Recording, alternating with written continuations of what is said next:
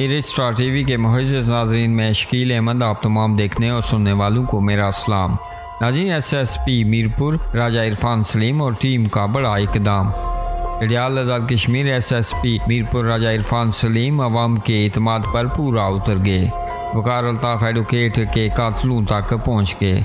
वकार अल्ताफ़ अंदा कत्ल case, 2 target killer और 1 सोलतकार वकील मेंबर इस्लामाबाद बार समेत टोटल 4 मुलव्वस अफराद को गिरफ्तार करने पर SSP मीरपुर राजा इरफान सलीम कमेटी मेंबरान DSP Chaudhry Ansar Ali, sub inspector राजा जोहेब ताहिर, सब इंस्पेक्टर अदनान साबर, सब इंस्पेक्टर ख्वाजा अमारदार खराज तहसीन के मुस्तहिक हैं, जिन्होंने दिन रात मेहनत करके डडियाल में मेंबर बार वकार अल्ताफ़ एडवोकेट को कत्ल करने के बाद डडियाल से फरार हो गए थे।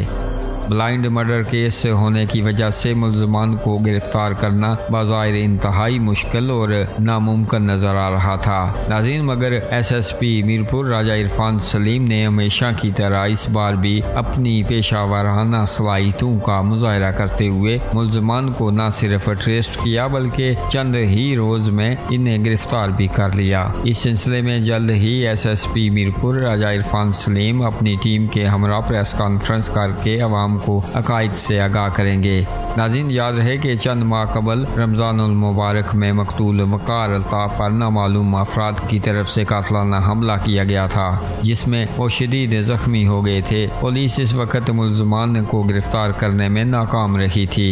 नाज़रीन, आप अपनी राय का इजहार इस खबर के हवाले से नीचे कमेंट बॉक्स में ज़रूर कीजिएगा और मज़ीद खबरों और अपडेट्स के लिए हमारे चैनल को सब्सक्राइब कीजिएगा।